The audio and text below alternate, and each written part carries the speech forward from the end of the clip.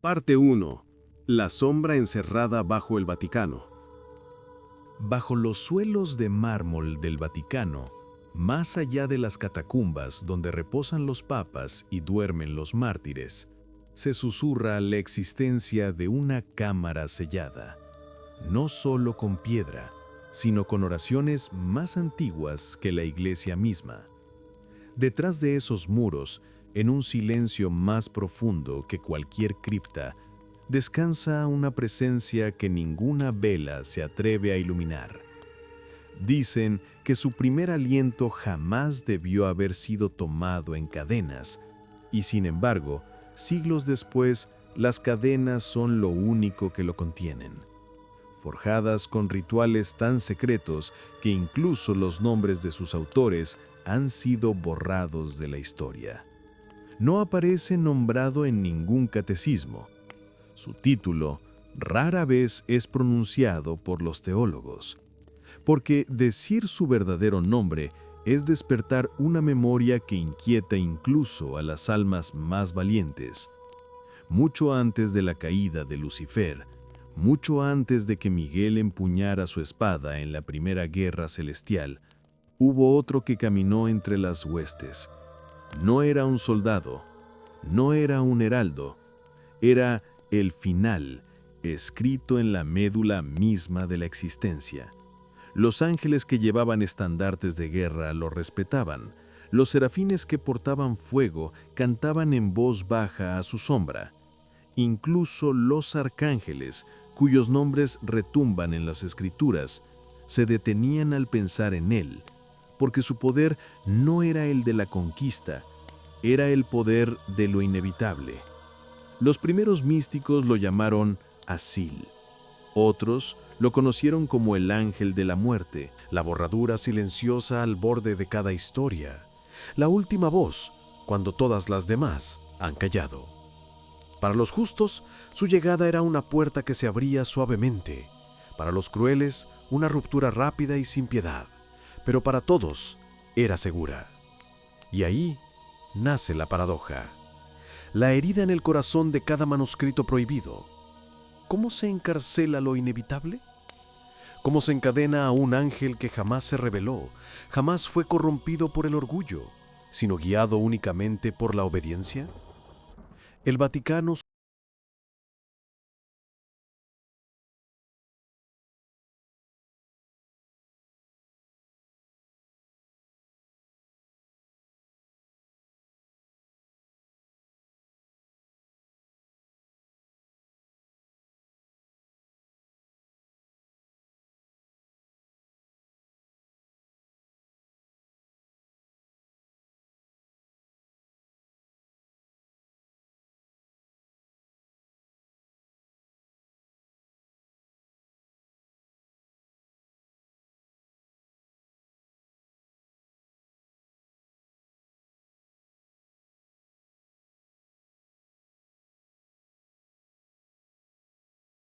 incompleta que el mismo cielo prefiere.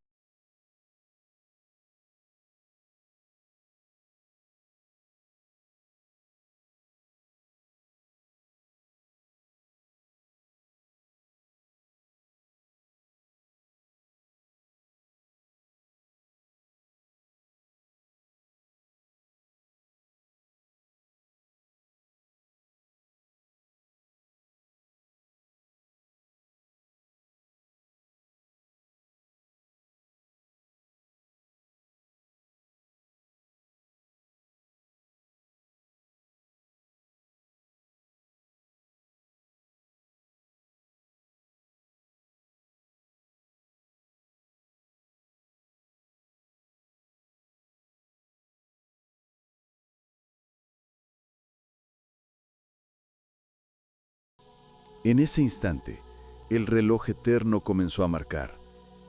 Desde entonces, la vida tendría medida, y alguien tendría que cargar con el peso insoportable de cerrarla cuando el tiempo se cumpliese. Entre las huestes del cielo, muchos brillaban en la batalla. Miguel, comandante de ejércitos. Gabriel, el heraldo de los mensajes. Rafael, sanador de heridas. pero ninguno deseaba llevar el peso de terminar la vida. Ninguno quería guiar almas fuera del mundo. Dios dio la orden. Los arcángeles debían recoger el polvo con el que Adán sería formado. Y sin embargo, uno por uno, regresaron con las manos vacías, porque la tierra misma se resistía, el suelo.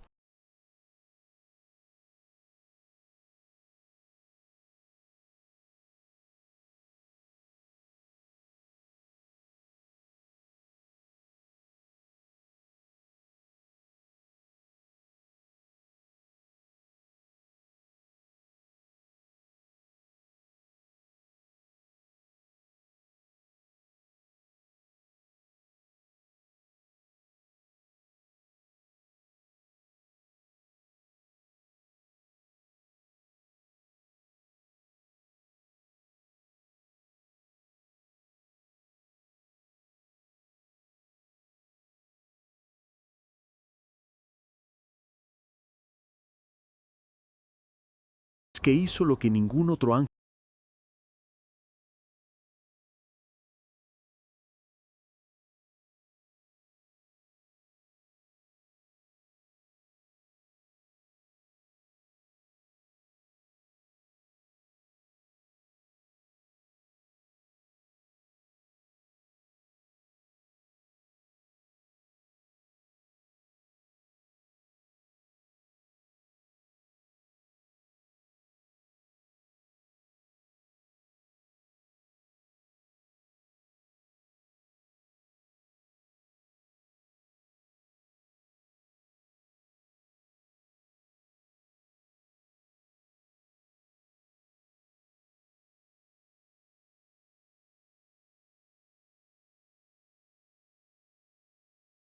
Registra no solo como cosechador, sino como psicopompo, una escolta hacia lo que sea que exista más allá del umbral.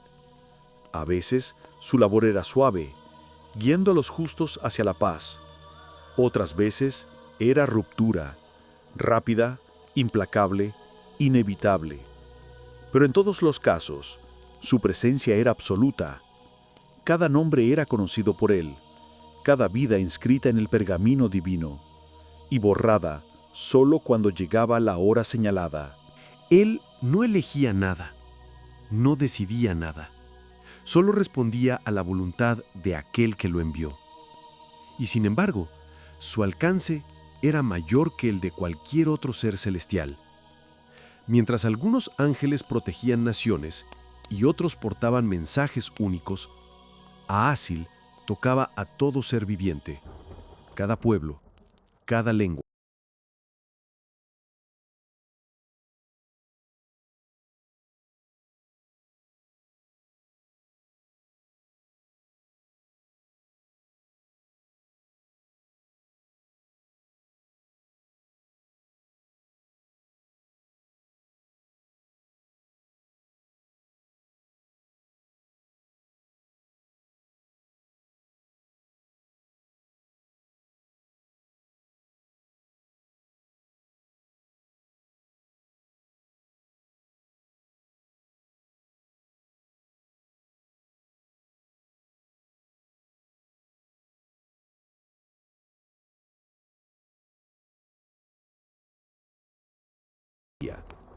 No fue rebelión.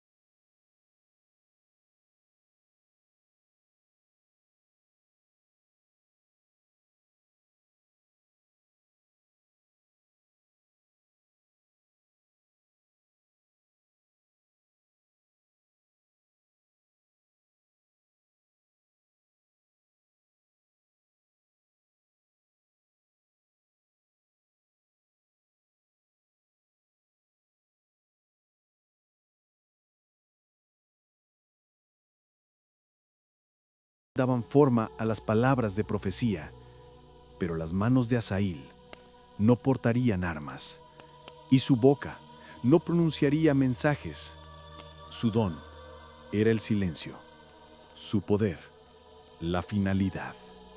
Porque toda historia que comienza debe encontrar su fin, y todo aliento tomado debe, algún día, ser soltado.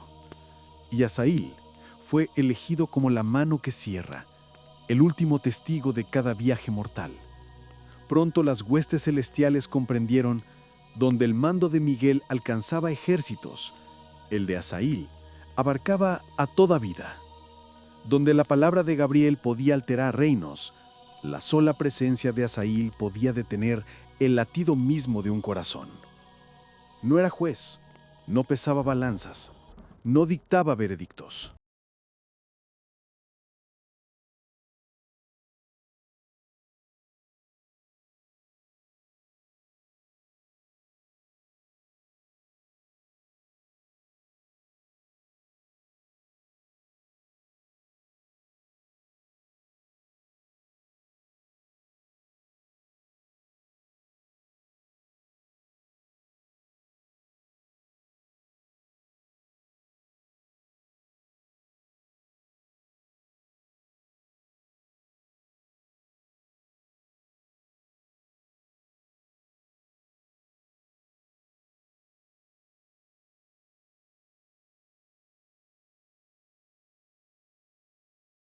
Más allá de toda medida. Con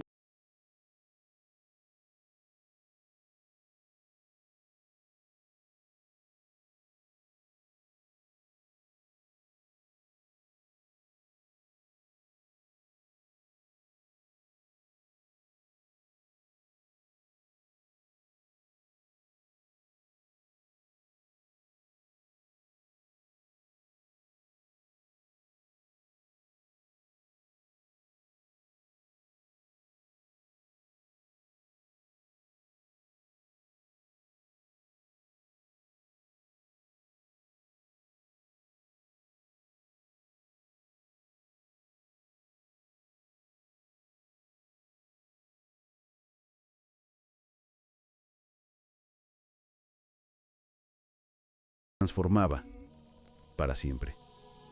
Esto no era alegoría, era un registro vivo, escrito sobre el cuerpo mismo del ángel. Y quizás lo más aterrador de todo, para Aziel, la tierra no era más que un recipiente reposando en la palma de su mano. Ninguna ciudad demasiado lejana, ningún desierto demasiado remoto. El espacio mismo colapsaba ante el peso de su cargo. Donde otros viajaban, él simplemente estaba. Y eso fue lo que hizo que Miguel se detuviera y a Lucifer dudar. Ellos sabían que la rebelión podía ser combatida, que la profecía podía ser silenciada, pero la inevitabilidad nunca podría ser conquistada. Y así, el ángel que una vez fue anónimo, el siervo silencioso encargado del polvo de Adán, se convirtió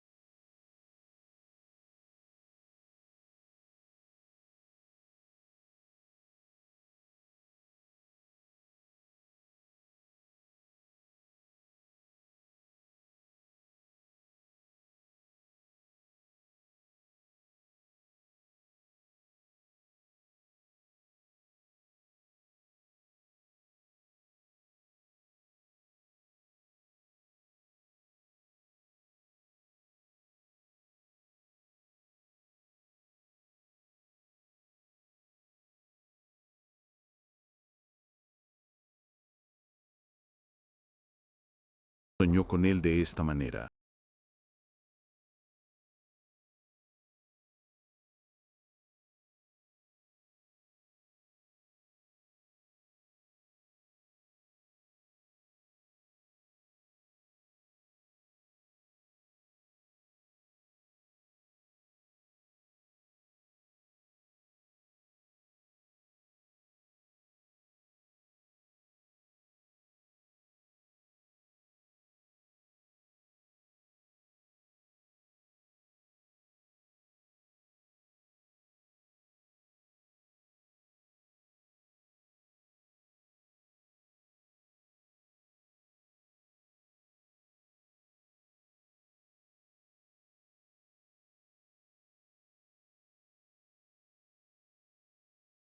La forma incomprensible. Ninguna lengua mortal puede describir su forma. Ningún pincel de pintor, ninguna pluma de escriba puede plasmar la vastidad que los místicos intentaron describir. Y sin embargo, a lo largo de pergaminos y comentarios susurrados, quedan fragmentos. Fragmentos de un rostro que dobla la imaginación hasta romperla. Se habló de 4 rostros, cada uno mirando hacia un horizonte distinto. Este, oeste, norte, sur, para que nada escapara a su mirada, ninguna alma olvidada, ninguna vida no vista. Cada rostro portaba una expresión diferente, uno de misericordia, uno de juicio, uno de silencio y uno indescifrable. El rostro misterioso que veía al mundo tal como era, sin velos, sin engaño. Se decía que sus alas se extendían entre los reinos, algunas radiantes como el amanecer, suaves.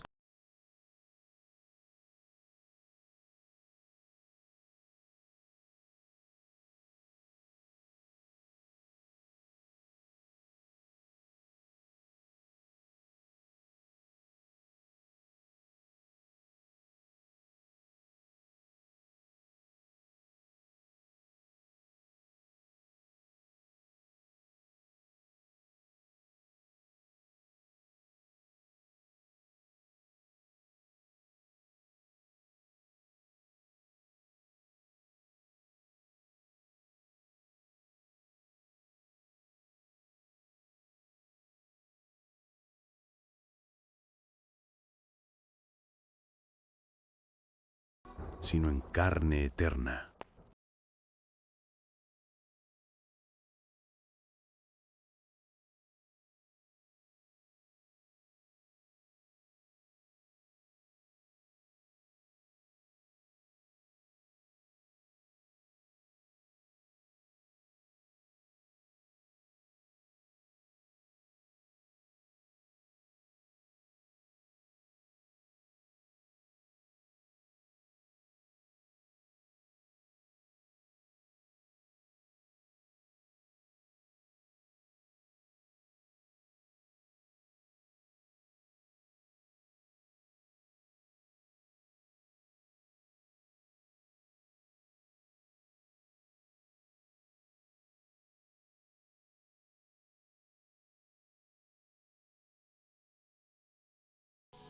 Los eruditos no lo describían como ángel de guerra o de profecía, sino como el último capítulo, el silencio final, la sombra inevitable al final de cada camino. Un comentarista de los primeros siglos escribió: Él no pertenece a los relatos de batalla, él pertenece a los relatos que ya no se vuelven a contar. Y sin embargo, su silencio no era vacío, era plenitud, el peso de lo inevitable vestido con quietud. Cuando así le entraba, ya no quedaban súplicas, ni juramentos por hacer, ni promesas por cumplir. Su sola presencia era la conclusión. Por eso incluso Miguel, el guerrero del cielo, bajaba la mirada. Por eso incluso Lucifer, la estrella rebelde,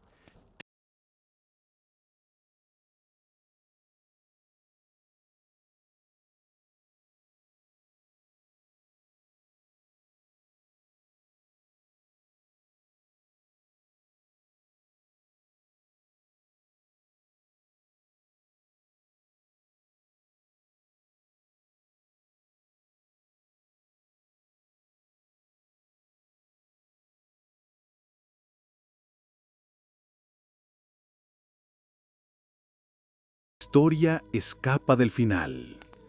Y así susurraban los místicos. Contemplarlo por completo sería contemplar la suma de toda la humanidad.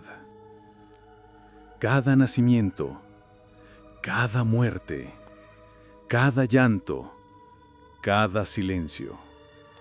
Una visión que ninguna mente humana podría soportar. Parte 6. Más que un ángel. Llamarlo ángel es decir muy poco, porque Asil no solo servía junto a la muerte, él reinaba sobre ella. En los textos judíos se le susurraba como Mal-Ak al-Mawat, en la tradición islámica, Malakal Maut, nombres que cambiaban con los siglos, pero todos vinculados a la misma verdad. Él no era caos, él era orden, el guardián de los finales. Cuando Dios reveló por primera vez la muerte como una fuerza, los ángeles no pudieron soportarla. Las crónicas dicen que cayeron inconscientes durante 1000 años. Incluso el valor de Miguel falló, incluso la voz de Gabriel enmudeció, pero Asil no cayó. Él permaneció, y más aún, comandó. Desde ese momento, la muerte ya no se movía sin él, lo seguía, estaba atada a su presencia. Donde caminaba Asil, la muerte caminaba con él, y así escribieron los sabios. Él no era un ángel que empuñaba la muerte como un arma, él era la muerte, dada forma a través de la obediencia.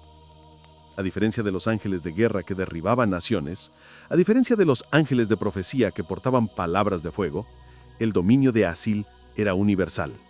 Tocaba a toda criatura, toda cultura, toda lengua. Los portadores del trono, seres inmensos que sostenían el mismo asiento de Dios, bajaban la mirada al verlo pasar, porque ellos gobernaban el espacio, pero él gobernaba el tiempo.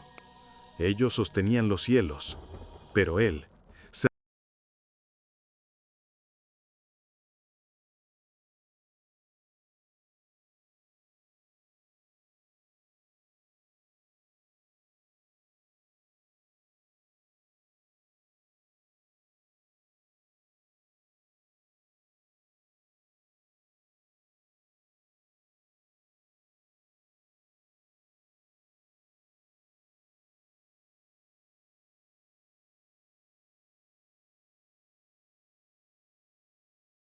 venían sus legiones.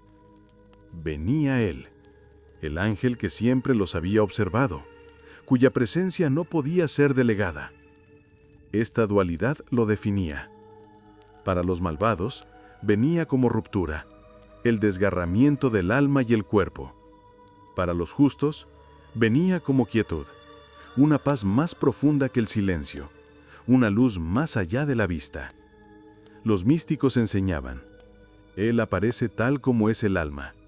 Para los justos es luz, para los crueles es sombra, pero para todos es el final.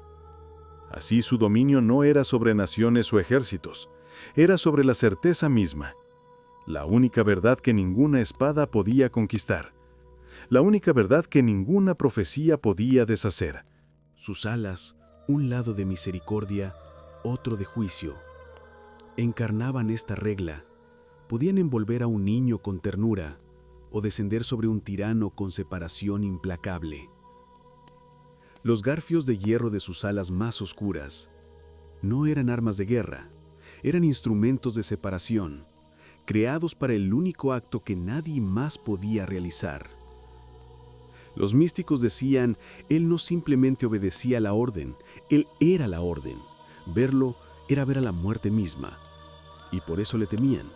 No como un monstruo, no como un rebelde, sino como un espejo del cual nadie puede escapar. Incluso los cielos se inclinaban ante él. Incluso los portadores del trono bajaban la mirada, porque su dominio era absoluto, no por poder de elección, sino por el vínculo inquebrantable de la obediencia. Parte 7. Encarcelar lo inevitable. Los siglos han pasado. Los imperios han surgido y han caído, y aún así, los susurros resuenan a través de la historia. Dicen que bajo el Vaticano, enterrado más profundo que cualquier cripta, Existe una prisión que no está hecha de piedra.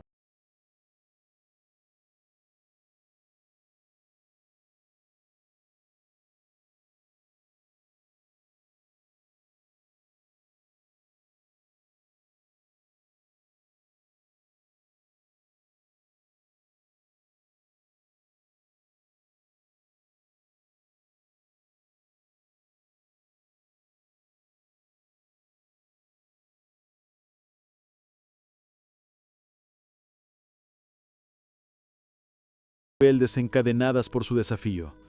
Pero a Asil, él no portaba rebelión alguna. Su única arma era la certeza. Su único pecado, si es que se puede llamar así, era una obediencia demasiado absoluta. Y en eso radica el peligro. Porque las profecías pueden cambiarse, las rebeliones pueden ser castigadas, pero la inevitabilidad no puede deshacerse. El Vaticano guarda sus secretos más profundos. Entre ellos, el relato de un ángel cuyo dominio era tan total que el cielo mismo temía dejarlo caminar libremente. ¿Qué historia se suponía que debía terminar? ¿Qué capítulo tan peligroso, tan inconcluso, que la Iglesia se atrevió a encadenar la inevitabilidad misma en lugar de dejarla que concluyera? Algunos dicen que se trataba de un pacto aún no cumplido. Otros susurran que era la profecía del último día de Roma, la caída de la ciudad de los santos, y hay quienes afirman que era la muerte de la propia Iglesia, una historia que el cielo prohibió que él cerrara.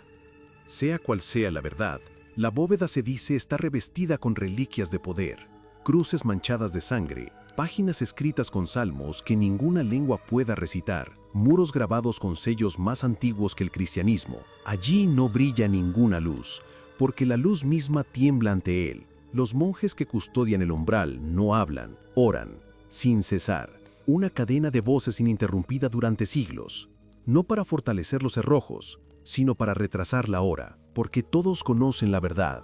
Susurrad en los manuscritos prohibidos. Las cadenas no pueden retener la inevitabilidad, no para siempre. Cuando llegue su hora, ninguna barra se doblará, ningún sello se romperá, ningún hierro se partirá. Él no escapará. Él simplemente estará ahí, como siempre lo ha estado, en el último aliento de cada historia. Y así, el Vaticano espera. Arriba, la Iglesia bulle con peregrinos y oraciones. Pero muy abajo, un silencio más antiguo que el Edén escucha. Escucha la hora señalada. Escucha el último mandato. Escucha el único momento en que la inevitabilidad debe alzarse de nuevo y cerrar el capítulo que el cielo mismo temió concluir. Parte 8. La última presencia que todos debemos conocer. Las leyendas se desvanecen, los imperios colapsan, incluso las estrellas envejecen, pero la sombra de Azrael permanece en la poesía, en las escrituras, en los manuscritos prohibidos escondidos en claustros donde los monjes aún susurran a la luz de las velas. A lo largo de los siglos, su nombre ha cruzado desde los pasillos sagrados hacia la imaginación de los mortales. En los poemas de Henry Wadsworth Longfellow fue solemne pero gentil, un serador que portaba dignidad, no crueldad. En los versos de Leigh Hunt era una figura vestida de negro, silenciosa e inevitable, no para herir, sino para guiar. Incluso G.K. Chesterton, luchando entre la fe y la duda, invocó su presencia en momentos de batalla espiritual. Y en extraños ecos culturales, su nombre apareció incluso en cuentos para niños. El gato del villano en Los Pitufos llevaba el nombre de Azrael. Una broma ligera, pero una prueba más de que la inevitabilidad jamás está lejos del pensamiento humano, porque ya sea en reverencia o en parodia, en himno o en cuento, la memoria de él perdura. Para los devotos, es el guardián del paso del alma. Para los temerosos, es la sombra lúgubre de la mortalidad. Para todos, es el final. Esta es la paradoja de su legado. Él no es villano, él no es salvador. Es el silencio que sigue a cada palabra, la mano que cierra cada libro, el último compañero que cada uno de nosotros conocerá. Y quizá, por eso el Vaticano lo mantiene encadenado. No porque las cadenas puedan realmente contenerlo, sino porque la humanidad teme